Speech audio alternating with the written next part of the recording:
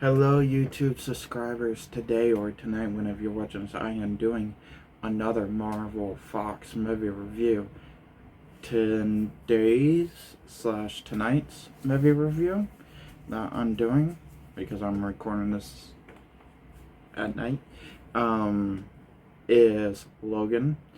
Now, as we are at the point almost about to do the review for Deadpool and Wolverine, which I'm very excited for. Logan basically takes place directly after X-Men Apocalypse because of the post-credit scene, but but watching Logan, it helps explain some fans had questions about after Days of Future Past and Apocalypse, because fans ask, okay, yeah, Days of Future Past happened, as we saw everybody in the X-Men mansion, Cyclops, Beast, Storm, Jean Grey, Stormcat or Shadowcat, Colossus, Rogue, and Iceman. What exactly? And then X-Men Apocalypse happened. So, and how that took place earlier on in a certain point of the time period. So from that to Logan, how much of a stretch is there? Well, as Logan explained, what was mostly maybe retconned,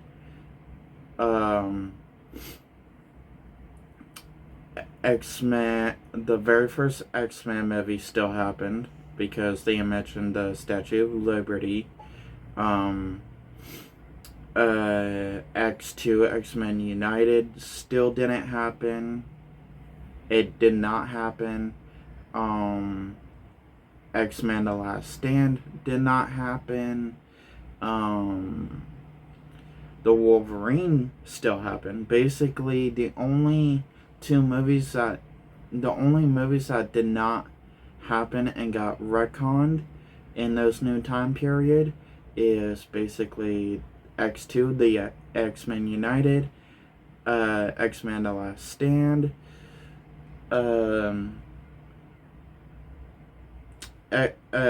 X-Men Days of Future Past, even though, but it's a new timeline, everything's fresh because of time travel, so X2, X-Men United, X-Men The Last Stand, X-Men Days of Future Past.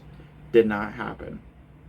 Totally clean slate after X-Men Apocalypse. Going into so basically the only events that still happened in this time period between X-Men Apocalypse and Logan is the very first X-Men movie, which is the Statue of Liberty, and the Wolverine, because as we see in Logan, is basically we see Professor X still with us. So in this very futuristic Western X-Men movie, Wolverine movie, Logan movie, of the time period, we see Professor X still with us, very old, very broken down, and so is Logan. But he doesn't mention the Statue of Liberty. Well, Professor X does, and Logan said that was a long time ago. Now everybody is gone. And then we also see that Wolverine has his katana that he got at Japan, which we knew that, which that also gives us the hint that the Wolverine Japan movie still happened. So basically, he still had bank trick with that Chinese chick. So, but in Logan takes two comic book Wolverine story plots into one movie, and they did it so perfectly where it didn't really hurt the movie. It didn't really hurt the movie time running either. So it basically all worked out. Is that basically in this story plot you basically got old Logan, which there is a comic book storyline called Old Logan, which that's what half of this movie takes part of. Is where basically in the comics you got Old Logan, where he has a family, he's retired, let go of that boring Wolverine life. He has kids, and this is a different time period universe in the comics, and everything around him is like apocalypse western type thing, and you basically got a really messed up looking Hulks that basically Hulk and She-Hulk basically made together. I'm not kidding. And then which the Hulks killed Wolverine's family. Wolverine wanted revenge, so he killed the Hulks. Everybody heard that the Wolverine was back. Kind of like John Wick type feeling way, is that instead of a dog, it's a family. Instead of a car and a dog and a car, it's a family. Everybody heard that the Wolverine was back. Hawkeye, a blind Hawkeye, comes to him, has a few adventures needed help with. Spider-Man's granddaughter / Hawkeye's daughter, yeah, that storyline, as well as where Spider-Man's daughter and Hawkeye and popped out a daughter. So and Spider-Man's granddaughter / Hawkeye's daughter became the new Kingpin. Yeah, so other than that, it's a good comic book storyline. Adapted into this, it was very smart of how they did it, because they wanted to add the Professor and Logan, as they done with the whole entire Fox movie timeline, is that basically no matter what point of time, they still added Wolverine with the Professor, or the Professor with Wolverine. So you got a old, broken down Logan, and basically being a whole limo driver, doing job to job, trying to save it for a sun boat, so him and the Professor can die on that boat together, because we're at the time period where it's like 2026, no, not 2026, but more like maybe about 2027, 2028 time period, and basically also the Professor's old, broken down old man. His powers, his psychic ability is going on the fritz every time when he has a seizure going on. And what I do like about this film is every time when you see the Professor has a seizure, you see like a wave coming from his head, of like lines coming through not coming through, but out of his head. Uh, and I like that because that just shows that yes, that is his psychic ability kicking in. You could see the waves from his mind coming from his mind into the world with while while everything around you is happening. But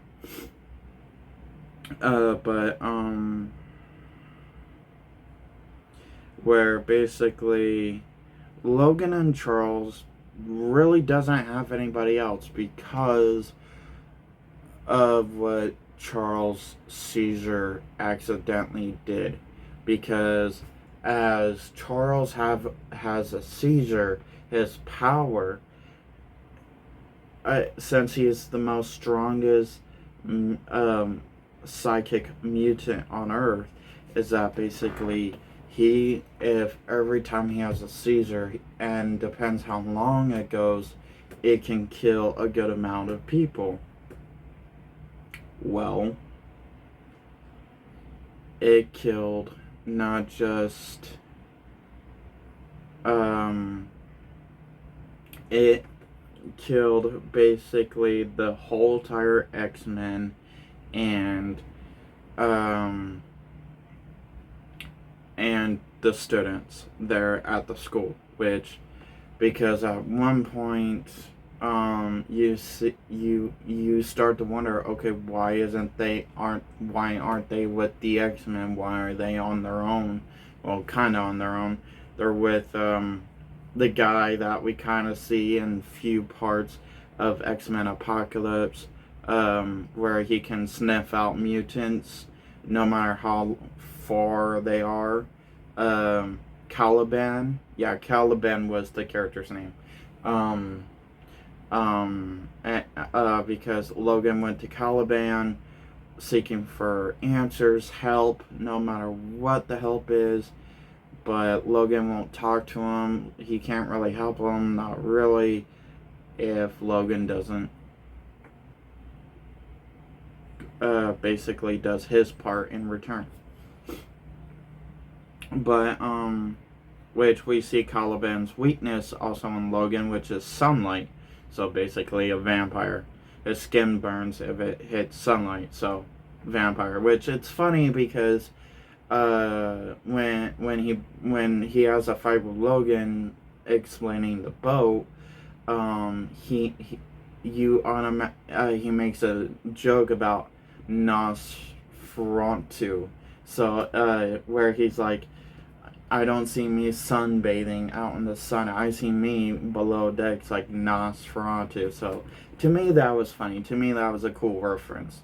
Which basically his weakness is a vampire's weakness. But his power is cool, detecting any mutant from far away distance around the world.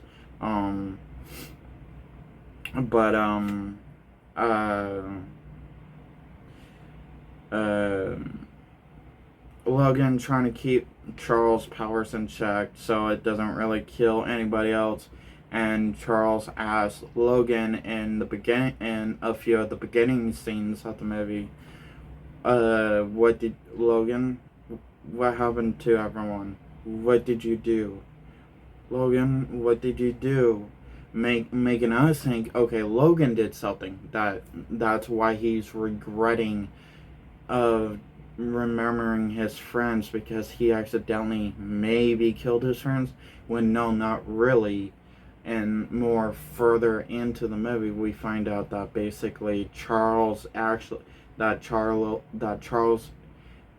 is finally admitting of regret of knowing all this time and trying to blame it on Logan, that basically, yes, it was his fault. Yes, he blamed himself. He always blamed himself. He never blamed Logan.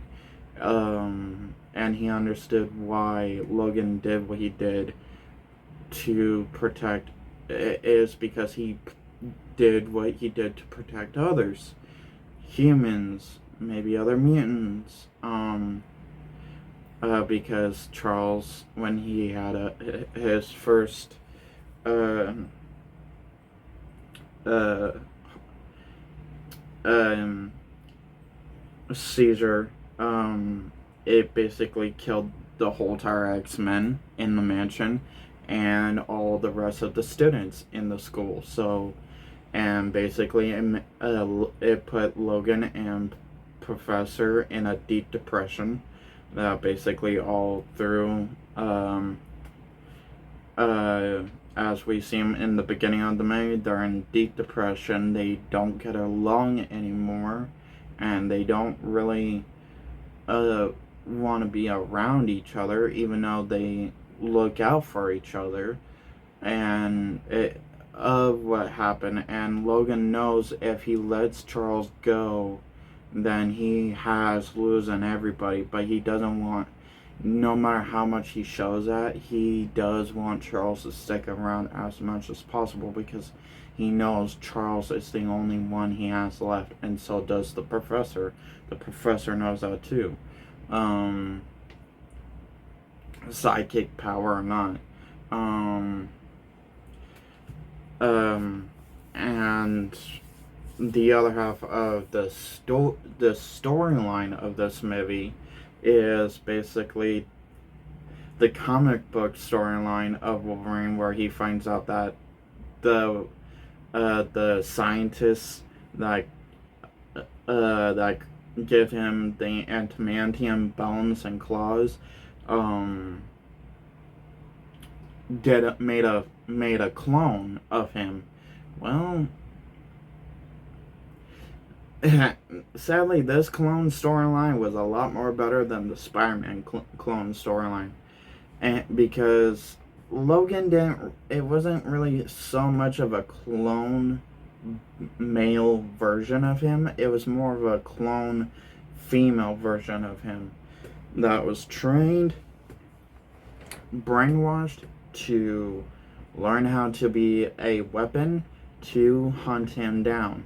And basically, once she found him, he learned about her. She learned about him. He didn't really consider her as another him, just female. Didn't really find her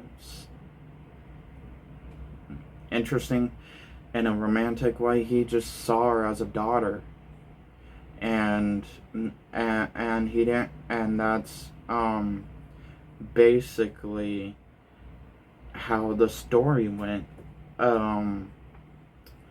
And so basically that's what they basically used in for the other half of the story in the movie, is that basically Charles is trying to tell Logan, yes, there are other mutants out there. There's still living, alive mutants out there. We just need to find them. And they don't want me. They want you, Logan. And Logan's like, oh yeah, thinking Charles is delusional because of his old age and his powers going whack. When obviously not just when the woman that sneaked a nurse along with other nurses helped sneak the kids out of there, brought Laura, which is the character, Logan's daughter's name, Laura. Once the nurse brought Laura to him, he sees her for a few times, thought she was the nurse's daughter, which she considered Laura as a daughter, but after the nurse died and got murdered by the people that was hunting the kids down, that created the kids,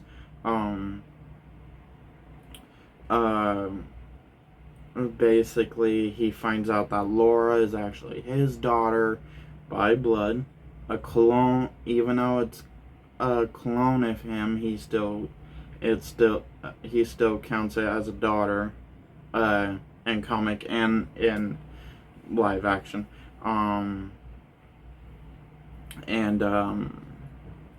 he he goes and not at a certain point. He thinks it's all bullshit. The road trip that he's taking the daughter on, and even though he doesn't want to do it, he still does it to shut her up. Um, and um, um, um,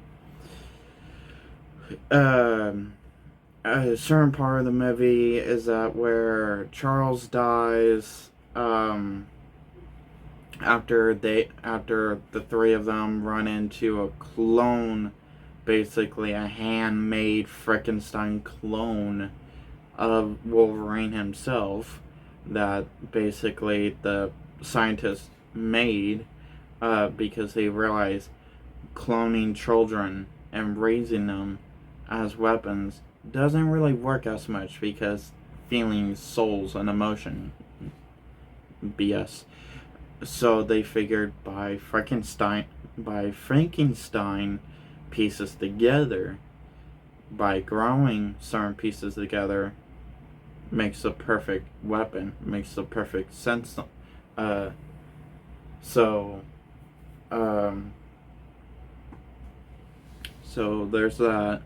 Um, so while Logan is trying to fight, in a way, a Frankenstein clone of himself, while trying to protect his daughter from basically the people that put the adamantium in him, and slowly throughout the movie, you know that Logan knows what's killing him, because he is dying slowly, not just of old age, but also of something else that we really don't really know until like more further when he confirms it.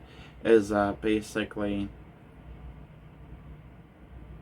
once they thought they found a safe spot, once he got her to her friends, is that basically the adamantium that they put inside him is slowly killing him from the inside out, and basically that's why he's not healing as he used to, not just because of old age and his mutant powers are slowly fading away, but it's because of the metal. And honestly, there is scientifically proven that metal inside your body can slowly make you weaker, and it can break down in certain during a certain point of time, and it basically sucks, and it can kill you. So, and throughout the movie, you see him carrying around an adamantium bullet that he basically explains to his daughters that yes, he first originally carried it to remind himself he doesn't like guns. That's and basically, yes, this is the only thing that can kill me, and that of other personal things. But now, since he's wanting death, and Charles knew that, but Charles was the only reason why he stayed alive. But after Charles died, there was a certain point where he was going to, but his daughter saved him again. There was multiple times where his daughter saved him. Not like a woke way, but a perfect way, like a The Last of Us way. Which, if it wasn't for this movie, I'm pretty sure The Last of Us would not have been a good of a show. It would not exist as a show if it wasn't for Logan. I do like, but overall, of them adapting both comic book Wolverine stories together of Old Man Logan, and the storyline of Logan finding out he has a female clone of himself that he considered as a daughter, mixed in together to make one good movie. I liked the movie. It was a good Logan movie to make rated R. To be honest, I liked how they give it the rated R feeling, uh, the rated R rating feeling. How we finally got to see Logan claws to get blood on them. How basically we saw blood flying, while when he was slashing, stabbing. Um, I also liked how most of the action was, to me, the action was really good between him fighting his Frankenstein clone to basically the hotel room where Charles is having a seizure, and you see all the soldiers frozen in pain because of Charles' ability, and you see Logan trying to get to the room and stabbing, slashing each soldier while getting Laura, and you see Laura crawling, trying to do her best to move to Charles with the cure, with his medicine. I like the story plot. It is a very good story plot. To be honest, is this the first X-Men movie that made me emotional? Or, well, first X-Men / Wolverine movie that made me emotional? I want to say no, but I could be wrong.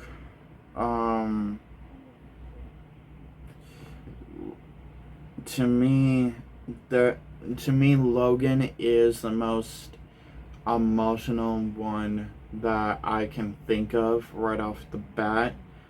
For me, because during the time of when once it got released and once I went and saw it, I thought, you know what, it's gonna be good. It's gonna be a good goodbye. It's gonna be a no problem, easy said than done.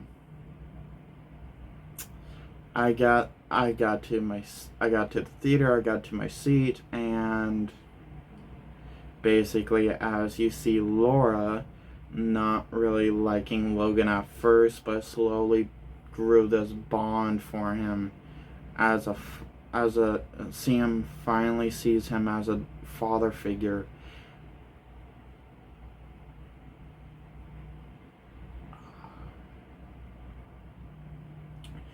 In the Wolverine, if you go back during the Wolverine, you see the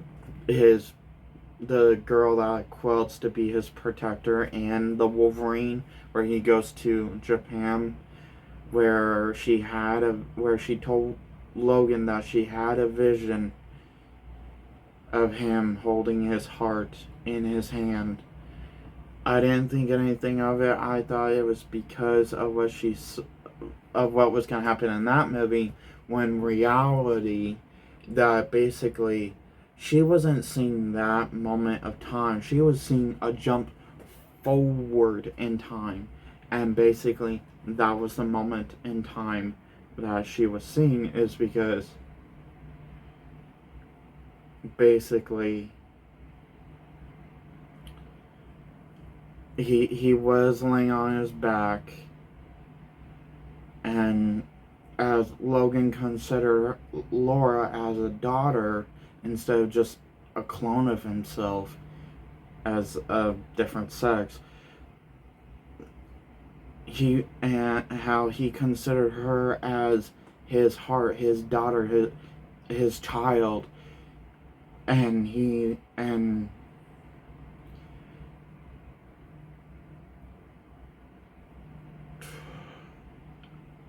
as he's having his last breath, holding her hand in his hands, in his hand, telling her, don't be what they made you to be. Basically be better, be who you want to be. um, because he learned that basically just because he was made into a weapon doesn't mean you have to be. You could be your own person. Um, while being a mutant or hide that part of yourself. Um, and while and I'm not a big fan of, like, I don't mind, like, if it's a comedy movie and if you find it in a very comedy way to turn that stuff around and make it terribly funny in a messed up way, fine, I'll laugh at that. But the way Logan did it, I knew it wasn't supposed to be funny, and when it comes to stuff like that, I have a very hard time to not be and I find it hard not being mostly touched, because even though, yeah, I was off and on growing up with the X-Men and Hugh Jackman, Logan, I wasn't really that close as I was with, like, everybody else in the MCU, but I still find it touching and very heartwarming, because he's dying right in front of the person he considers a daughter. I don't like when kids sees their parent dying right in front of their eyes, and when he actually does do that, don't get me wrong, I consider it as a good goodbye to Wolverine, to Logan, to the character itself. Even though I still like him as the character, and I'm very glad he's back, and they just didn't act, and that they didn't really be careless to wreck on Logan and how that ended.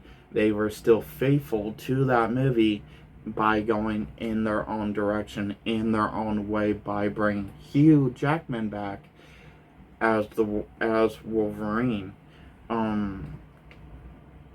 But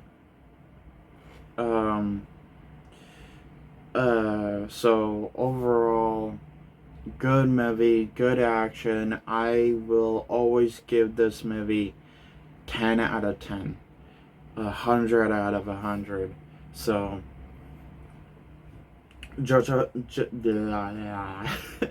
drop comments down below if you guys have any comments. I do appreciate that you guys do.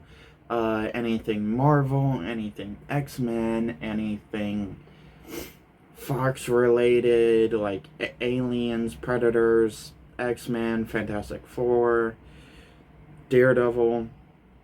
Even though the only Daredevil and Elektra movie that they did was Ben Affleck's Daredevil and Elektra. But they still are considered. If you're a newcomer dropping by randomly by one of my videos, please hit that subscribe button, because I welcome all new and old subscribers with open arms. If you're an old original subscriber, welcome back. I appreciate you guys always coming back. Please hit that like button if you liked this video. If you didn't like this video, hit that dislike button. I appreciate your guys' honesty. Have a nice day, have a nice night whenever you're watching us. Peace.